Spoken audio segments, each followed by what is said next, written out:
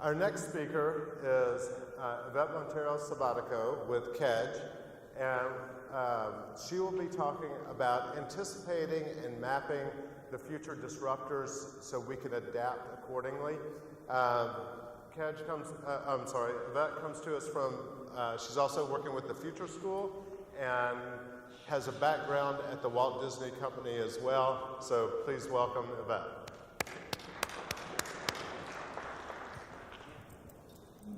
Thank you so much. It's a pleasure to be here. Thank you. Thank you very much. Good afternoon.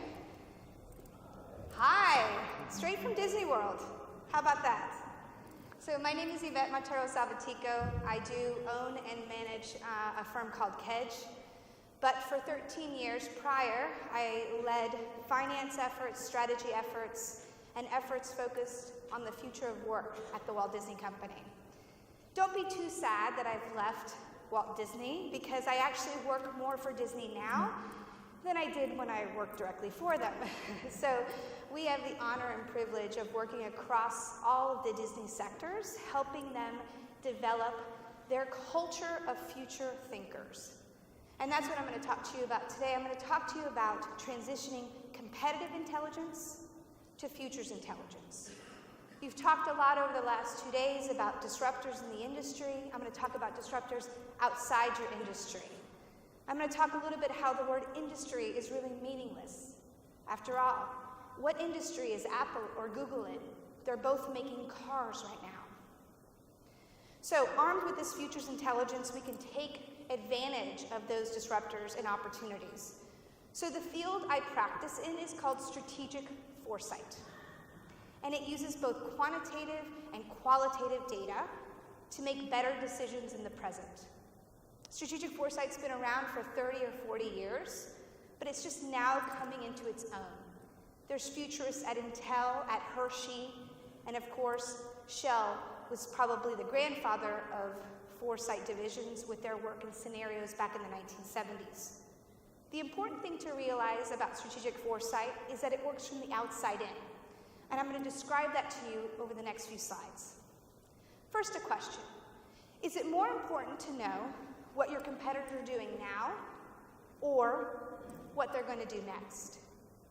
Is it more important to know what your consumers want now or what they don't even know they want next? Of course, understanding what's next is critically important, especially in a volatile, uncertain, complex, and ambiguous environment. The US military coined that VUCA term over 10 years ago when they landed in Afghanistan and had never seen anything like that environment. Many in the business and economic realm are now saying VUCA, that describes my calendar on a Monday morning. Volatile, uncertain, complex, and ambiguous.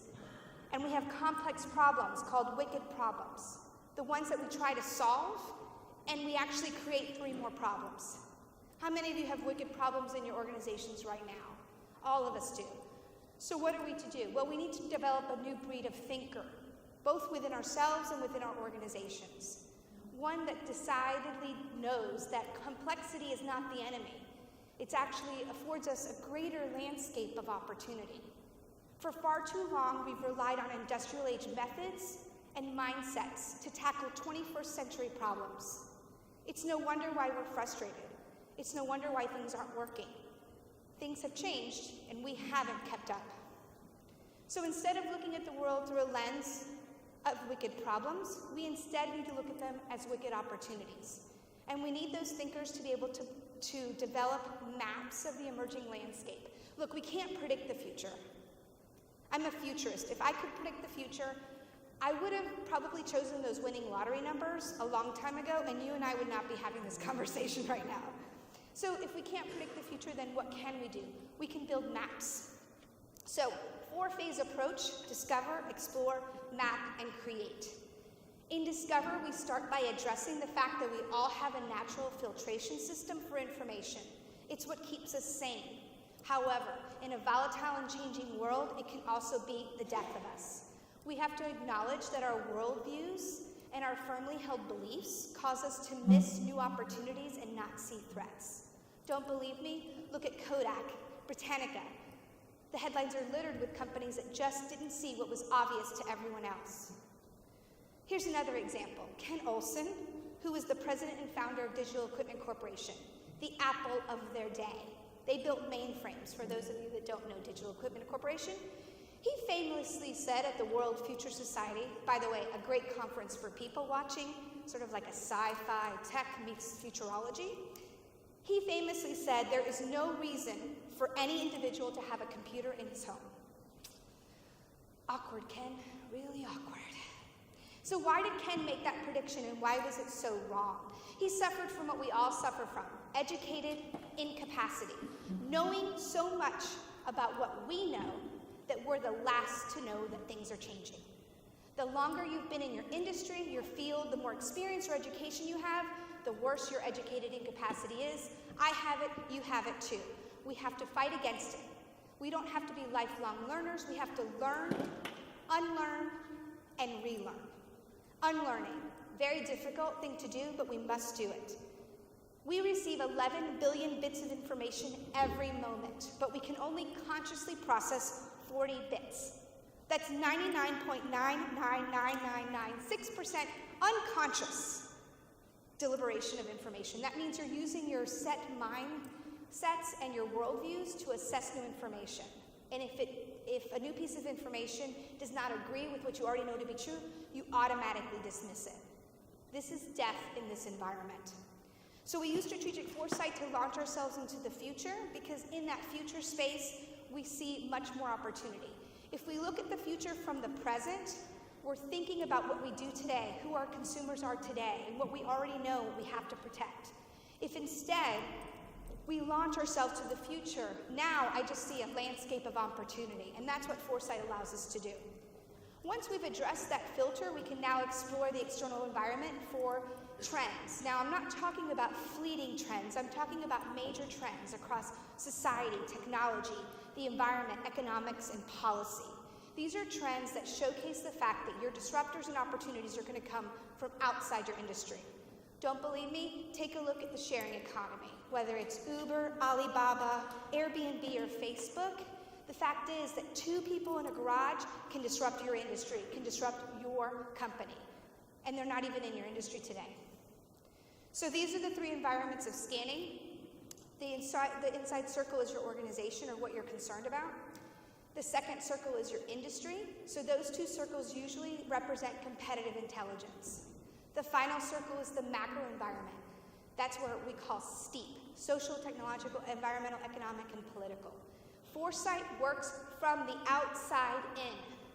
That's really important, because when we try to approach this external landscape from the inside out, we're blinded by our educated incapacity.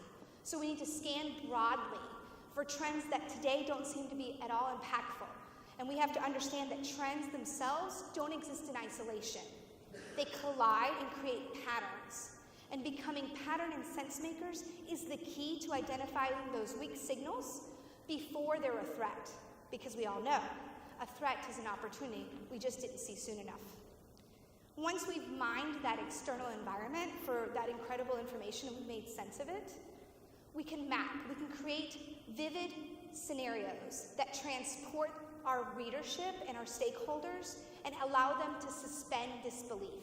If we approach the future from today, we think in linear steps. That's not helpful in this environment. So we create these multiple maps about the future.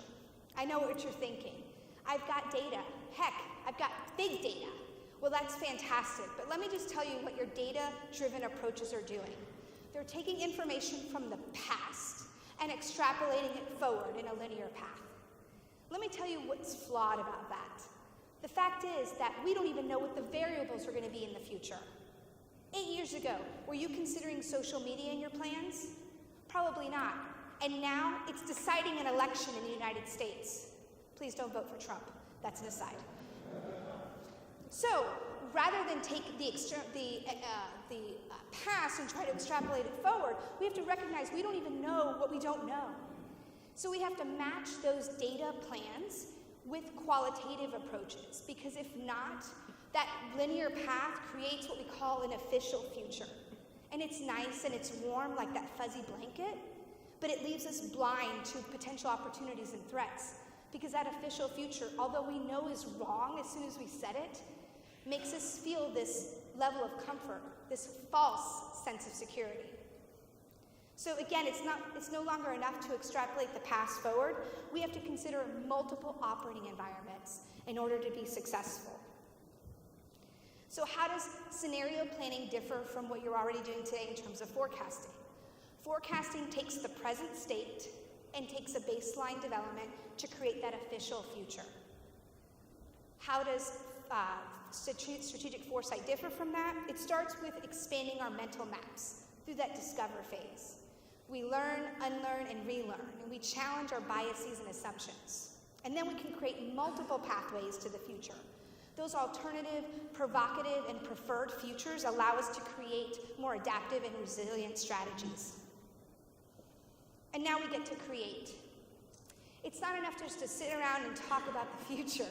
We need to actually do something with that information.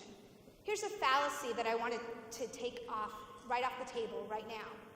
The future is actually not about the future. The future is about today.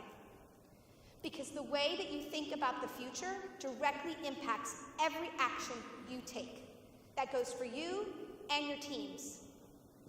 So in order to elevate the conversation of the future, more than just a once-a-year activity, we need to tie all of this work back to strategy.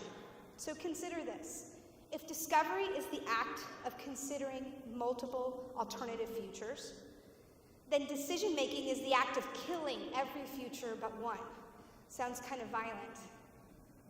We all know we have to make decisions each and every day. Of course we do. We have businesses to run. But what if our decisions could be more robust? What if, when we make a decision, it doesn't just consider one possible future? Enter strategic foresight. That's exactly what it does. When you've created these vibrant scenarios about the future, you can pull from every single one and ensure that your strategy, your innovation, your work processes are resilient, robust, and transformative. I want to end with a couple of thoughts in terms of how the future is perceived, and then some tips on how you can begin to become a futurist yourself. The future actually exists across a spectrum. First, the push of the future. This is the one that we most know about. It's the one that deals with trends and emerging issues. Those things that no matter what we do, they're going to push us to the future, whether we like it or not. But there's another side to the future spectrum. It's called the pull of the future. And I know it sounds self-serving, but the best way to describe it is to tell you the reason why we named our firm Kedge. Does anyone know what a kedge is? Okay, it's not an acronym. It's actually a small anchor on a sailing vessel. So we all know what the big anchor on a sailing vessel does. It keeps you right where you are. That would be a terrible name for a foresight firm. So we nixed that right away. Instead, the kedge, that smaller anchor, when there was no wind and of course no motor to propel us forward, they would send the kedge attached to a very long rope in a rowboat with the newest sailors. And they would launch out and go in the direction that they wanted to head and drop the kedge. Those remaining on the boat would then pull themselves to that location. So that really describes the pull of the future, identifying your aspirations and realizing that you can pull yourself to those futures. And we use the push, those information about the trends and the emerging issues, to migrate to that potential and aspirational future. But there's one more little wrinkle in the pull of the future. I don't just have to pull myself to that future, I can pull that future to today. And that's the power of strategic foresight. If you elevate strategic foresight and futures thinking to create a culture of future thinkers within your organization, then you have individuals that are constantly looking at how to pull that future to themselves. So, how can you begin to discover, explore, map, and create today? First of all, challenge your assumptions and old ways of thinking. If you think something I said or something that comes up sounds ridiculous, ask yourself why. It's way more important for a futurist to ask why than what. Next, start from the outside in. If you're not already on Twitter, join Twitter. It's a great way to have your scanning come to you. But don't just follow the industry regulars. Follow people from outside your field. Follow bloggers, thought leaders. The crazier, the better. Let your scanning come to you. Third, map. Forget about the 5-year plan. Please think in simultaneous multiples. Map out many scenarios in form of narratives to truly transport your audience into what's possible. And last, please pull yourself to the future. Remember that we're all creating the future every single day with the actions we take. Let's elevate the conversation about the future to one that's collaborative, aspirational, and that takes place every single day. Thank you so much.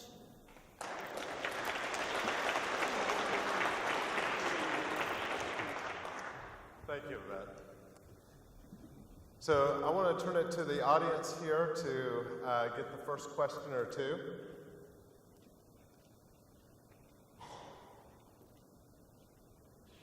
I think you scared them. I was going to say, sometimes there's a little bit of that. There's a little bit of that.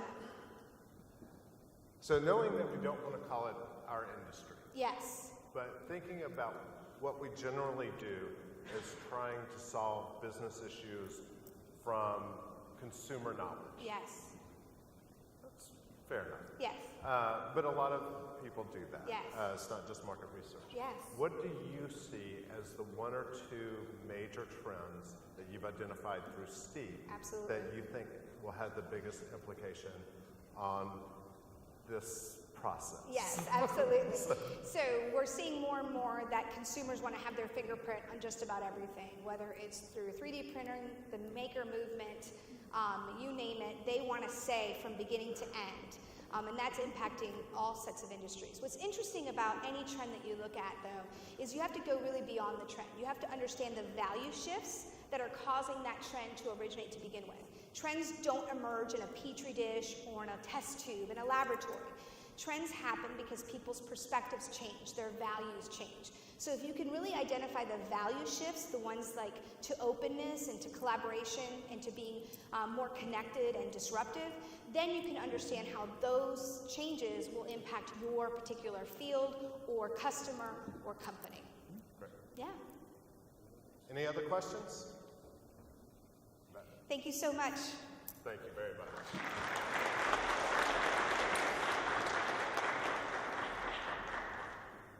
So, quick reminder, if any of the IIeX competition participants are in the room, I need you guys to come up here at some point before 4:20.